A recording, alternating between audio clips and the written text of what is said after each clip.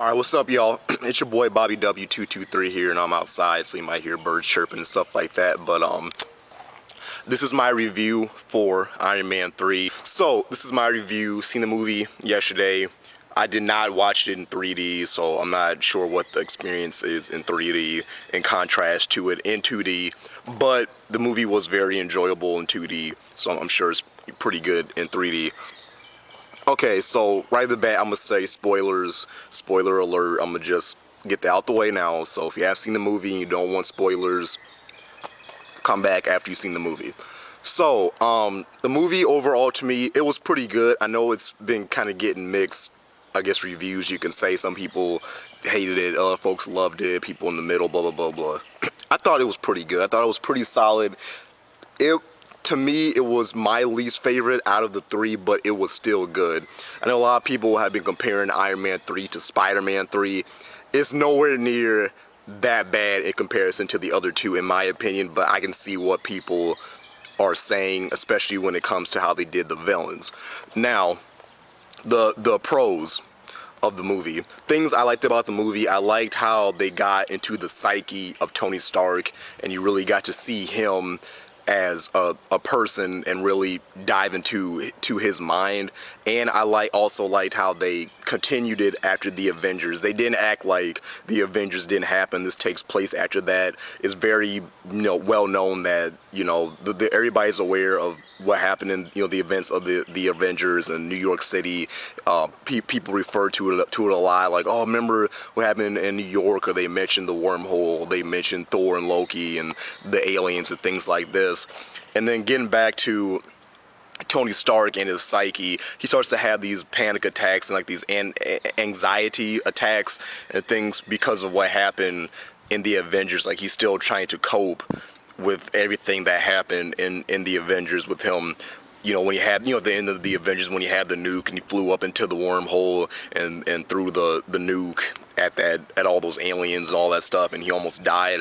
Like, he's still trying to, process and just, really, I think it's really coming to the realization that it's more than just Earth. Like, Earth is really that small, and it's bigger than him. It's bigger than everything that he's come up against prior to that, because if you remember in Iron Man 2, he was talking about how he successfully created world peace.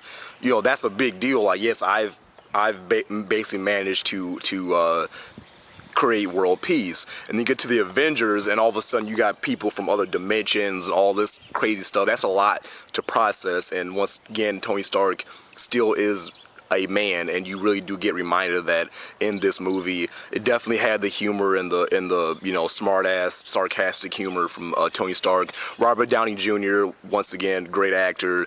I would say he is the perfect person to play as Tony Stark. Shout outs to Broken Games HD. He said the same thing, that Robert Downey Jr. is the perfect person to play as Tony Stark. All the actors were great. They had the dude from Time Machine. If you guys ever seen the movie The Time Machine, he was in there. Some really hot brunette nerdy chick was in there. She was pretty good. The chick that plays Pepper, I forget her name. She was good. Everybody was good. Okay, I'm gonna just go ahead and get into the whole thing with the Mandarin. I know a lot of diehard Iron Man fans didn't like what they did with the Mandarin. Me personally, it didn't affect me because I don't know that much about the Iron Man villains. I like Iron Man as, the character Iron Man and Tony Stark and all that, but I'm not huge into it like that, so I don't really know a lot about the villains. The Mandarin actually is one of the villains I do know a little about, but it didn't bother me too much what they did. And for what they did, once again, spoilers, is basically the Mandarin really wasn't the Mandarin, Sorry, this is good time.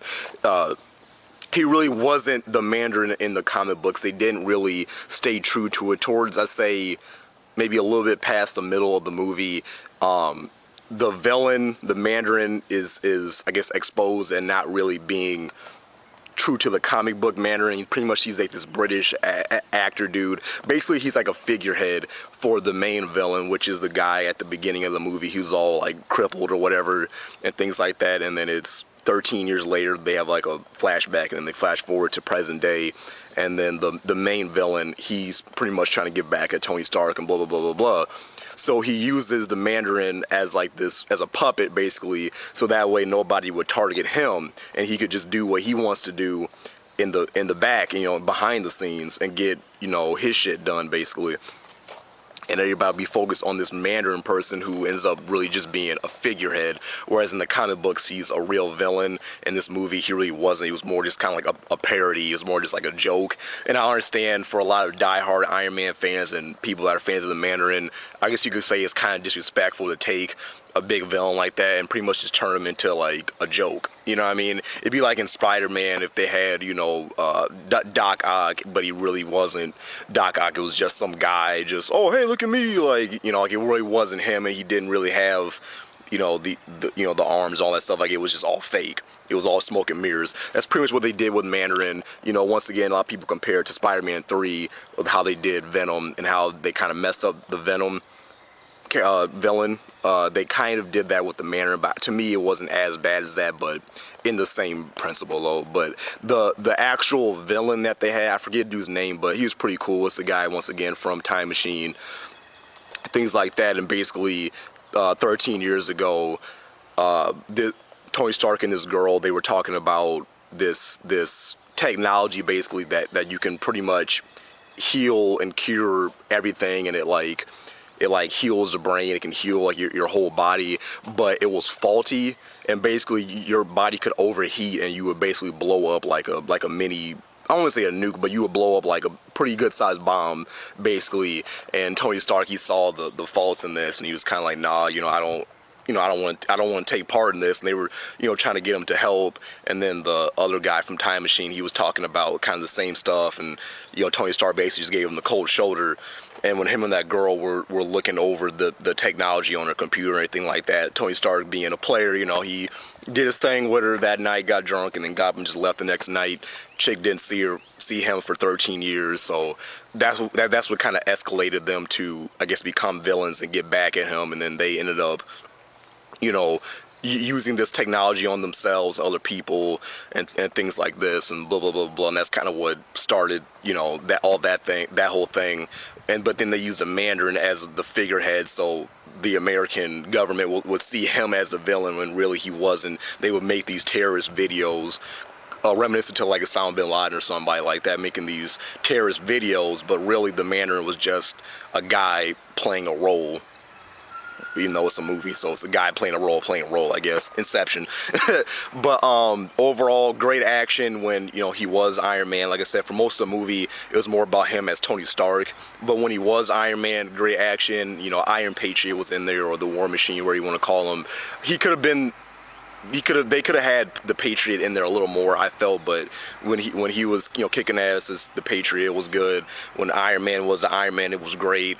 And there's a bunch of other Iron Men in the movie as well. So when the action was there, the action was definitely there, explosions, all that stuff. But it was definitely more about Tony Stark and really showing how smart he is, and how, I guess, how much of a MacGyver, I guess, he is, how he could pretty much take nothing and make something out of it. And there was tons of times where he was fighting bad guys just as Tony Stark, and he was pretty much just, you know, pulling stuff out of his ass and you know, getting out of these tight pinches pretty much. So it really did show that, you know, he doesn't just have to rely on the suit. Like, he really is, his brain is his biggest weapon. So overall, great movie. I would say it's the weakest out of the three. In my opinion, it goes actually one, 2, and 3. In my opinion, I would say the first one's the best one, then the second one. Even though the second one was kind of goofy, I would still put it a little over 3, but there were things I definitely did like in 3 more than the other two, and that's how they dived more into Tony Stark's psyche and really got to know him more as a person. So I did like that, and I also liked how they tied into the Avengers, because I was kind of wondering if they were going to ignore the Avengers or not, and they didn't, so I like that. And overall, I would give it an 8 out of 10. Stay after the credits if you want to see what's after the credits. It's nothing too amazing, but there is a little scene after the initial credits, and the fucking garbage people are out here making noise. So hopefully you guys can hear me, but 8 out of 10, great movie. Go see it. BC, actionmr.com. Go check it out, and this is Bobby W223. Peace out. If you haven't already, make sure to check out me and my older brother's comic book action movie website, bcactionmr.com. That's bcactionmoviereview.com. Link will be in the description below. Once again, bcactionmr.com. Very, very good website if you're a comic book nerd, action movie nerd, like all that. Want to get, you know, news and updates and things like that, leaks, rumors, reviews, all that type of stuff. Make sure to go check it out. He just redesigned the website. It's looking very, very good. Props to my brother. He's been working really hard on this. And yeah, make sure you guys check it out. Would very much appreciate it. We got, yeah, movie reviews, trailers, all that good stuff. So if you guys like comic book action movies, definitely check us out on there. And also like us on Facebook, bcactionmr.com. It'd be much appreciated. Check out the website, bcactionmr.com. Check out our Facebook and all that stuff. So thank you guys. And this is Bobby W223. Peace out.